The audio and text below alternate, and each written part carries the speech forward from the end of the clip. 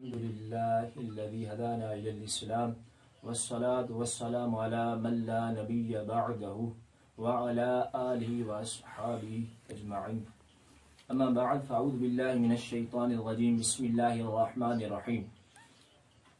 असांजे इन इलाइक़े जे अंदरि इन सिंध जे अंदरि या पूरे पाकिस्तान जे अंदरि हिकिड़ो नारो लगायो वेंदो आहे त शिया ऐं सुन्नी भाई भाई, या इहो भी चयो वेंदो आहे त असां सुन्नी ऐं शियनि जे दरमियान कोई एतिरो फ़र्क़ु न आहे, थोड़ो ई फ़र्क़ु आहे। असां भी अहले बैत जा मुहिब आहियूं, शिया हज़रात भी अहले बैत जा मुहिब आहिनि।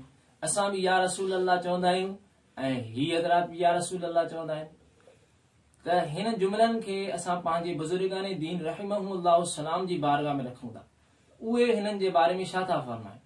ऐं हिकु हदीस पाक आहे फ़ज़ाइल सहाबा जे अंदरि आहे, ही इमाम अहमद बिन हंबल जो किताब आहे। पाण हदीस पाक खे नक़ल कनि था त हुन में आहे त हिकु सहाबी अर्ज़ कयो त या रसूल अल्लाह सल्लल्लाहु अलैहि वसल्लम असांखे माज़ अल्लाह सभु शितम कयो थो वञे।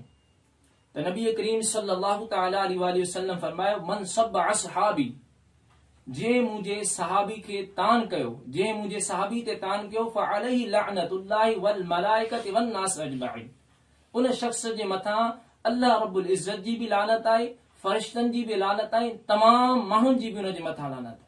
अॻिते नबी करीम सल्लल्लाहु तआला अलैहि वसल्लम फरमायो ला यक़बलुल्लाहु मिन्हु सर्फ़न वला अदला, न अल्लाह ताला उन जी इबादत क़बूल कंदो, न ई उन जा फर्ज़ ऐं नफ़ली इबादत क़बूल कंदो। ही हदीस मुबारक आई। ऐं इन खां पोइ हिकु ताबई बुज़ुर्ग रहमतुल्लाहि तआला अलैहि, जंहिंजो नालो आहे आमिर शाअबी रहमतुल्लाहि तआला अलैहि, उहे फरमाइनि था हिन हाफ़िज़ जे बारे में उन्हनि जो नज़रियो छा आहे। ही ताबई बुज़ुर्ग आहिनि रहमतुल्लाहि तआला अलैहि।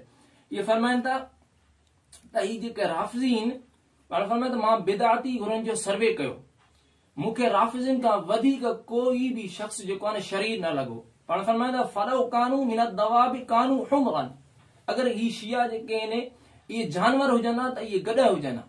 पोइ अॻिते पाण फरमाइनि था वलौ कानू मिन तुयूर कानू रखमन, अगरि ही शिया जेके हज़रात आहिनि इहे जेकॾहिं परिंदनि जे नस्ल मां हुजनि हा त इहे रखम हुजनि हा। रखम ई उहो परिंदो आहे जंहिंमें ॿ ख़सलतूं ख़राब हूंदियूं आहिनि। हिकु ख़सलत इहा हूंदी आहे त हीउ गंद फैलाईंदो आहे, नापाकी फैलाईंदो आहे, नजासत फैलाईंदो आहे, ऐं ॿी ख़सलत हिन जे अंदरि इहा आहे त हीउ धोखो बि ॾींदो आहे।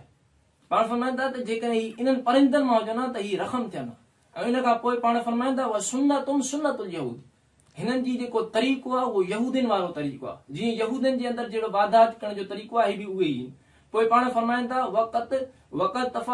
वक़त तफ़ादुलतिल यहूद वन नसारा अलैहिम बि ख़सलतिन, हिकु ख़सलत जे अंदरि यहूदी ऐं नसारा भी हिननि खां जेको आहे सो चङा आहिनि, सुठा आहिनि। उहा ख़सलत कहिड़ी आहे। पाण फरमाइनि था सुइलतिल यहूद, यहूदिन खां बि जॾहिं सवाल कयो वञे न त मन ख़ैरु अहलि मिल्लतिकुम, तव्हांजे दीन जे अंदरि बहितरीन शख्स केरु आहिनि, त यहूदी छा चवंदा असहाब मूसा, मूसा अलैहिस्सलाम जा जेके हवारी आहिनि, जेके असहाब आहिनि, उहे असांजी मिलत जे अंदरि असांजे दीन जे अंदरि सभिनी खां बहितर आहिनि।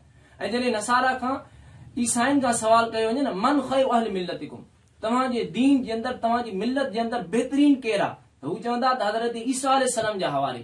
ऐं उन खां पोइ पाण फरमाइनि था सुइलतिर रवाफ़िज़, जॾहिं इन रवाफ़िज़ खां सवाल कयो वञे मन शर्रु अहलि मिल्लतिकुम, तव्हांजे दीन जे अंदरि तव्हांजी मिलत जे अंदरि सभिनी खां वधीक ख़राब शख्स केरु आहिनि, त ही छा जवाब ॾींदा। ही चवंदा असहाब मुहम्मदिन, नबी करीम सल्लल्लाहु तआला अलैहि वसल्लम जा सहाबा।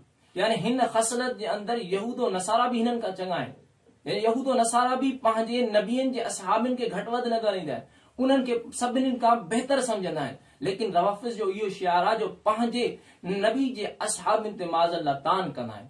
ऐं इन खां अॻिते हलंदा त शरह अक़ाइद तहाविया जे अंदरि बि आहे, सिफ़ नंबर 645 जे अंदरि उहे बि पाण बि हिननि खे फरमाईंदा। इहे ई साॻा ई अल्फाज़ जेके आहिनि शरह अक़ाइद तहाविया जे अंदरि बि आहिनि, उन ई सिफ़े ते।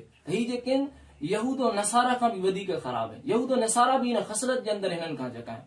ऐं इन खां अलावा शेख अब्दुल क़ादिर जीलानी रहमतुल्लाहि तआला जो किताब आहे उसूलुद्दीन, उसूलुद्दीन किताब जे अंदरि शेख अब्दुल क़ादिर जीलानी रहमतुल्लाहि तआला अलैहि यहूदीन ऐं रवाफ़िज़ जा कुछ मुश्तरिकात बयान कया आहिनि। ही शयूं जेके आहिनि यहूदो नसारा जे अंदरि मुश्तरिक आहिनि। त यहूदो नसारा जेके अल यहूद यबग़दून जिब्रील, यहूदी जेके आहिनि जिब्राइल अलैहिस्सलाम सां दुश्मनी रखंदा आहिनि।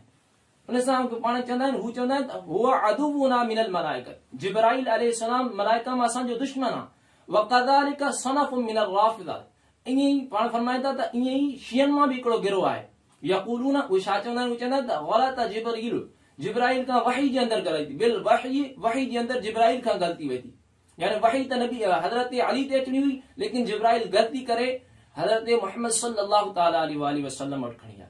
ही असांजे औलिया जो नज़रियो आहे हिननि जे बारे में, त ही यहूदिन ऐं ईसाइन खां बि बदतरीन आहे। इन खां अलावा मकतूबात शरीफ़ ऐं इमाम रब्बानी रहमतुल्लाहि तआला अलैहि, इन में इमाम रब्बानी रहमतुल्लाहि तआला अलैहि शियनि जे बारे में छा था फरमाए। इमाम रब्बानी रहमतुल्लाहि तआला अलैहि फरमाइनि था बिदअती गिरोह के बारे में, फरमाइंदा इस बात पर यकीन रखें कि बिदअती की सोबत की खराबी काफिर की सोबत की खराबी और नुकसान से ज्यादा है।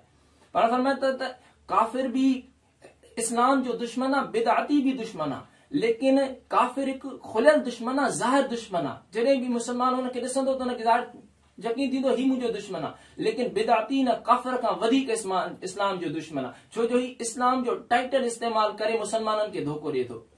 पाण फरमाइनि था तमाम बिदअती फिरकों में से बदतरीन गिरोह वो है जो पैगंबर अलैहिस्सलाम के सहाबा किराम रिदवानुल्लाहि ताला अलैहिम अजमाइन से बुग़्ज़ व इनाद रखता है। यानी बिदअती गुरन में सभिनि खां बदतरीन गिरोह जेको आहे उहे आहे जेके असहाब नबी करीम सल्लल्लाहु ताला अलैहि वसल्लम जे असहाब ते माज़अल्लाह तान कंदा आहिनि। त ही जेके आहिनि असांजे बुज़ुर्गनि हिननि खे यहूदो नसारा खां बि बदतरीन चयो आहे, लेकिन अॼु जा कुझु माण्हू अहिड़ा आहिनि जेके हिननि खे पंहिंजो दोस्त भाउ चङी वेठा आहिनि। इन्हनि खे पंहिंजी सोच जो ऐं पंहिंजे नज़रिए खे पंहिंजे बुज़ुर्गाने दीन रहमहुमुल्लाह सलाम जी बारगाह में पेश करणु घुरिजे। उन्हनि जी किताबनि में पढ़णु करिजे त असांजे बुज़ुर्गाने दीन रहमहुमुल्लाह सलाम हिननि जे बारे में छा नज़रियो आहे उन्हनि जो। वमा अलैना इल्लल बलागुल मुबीन।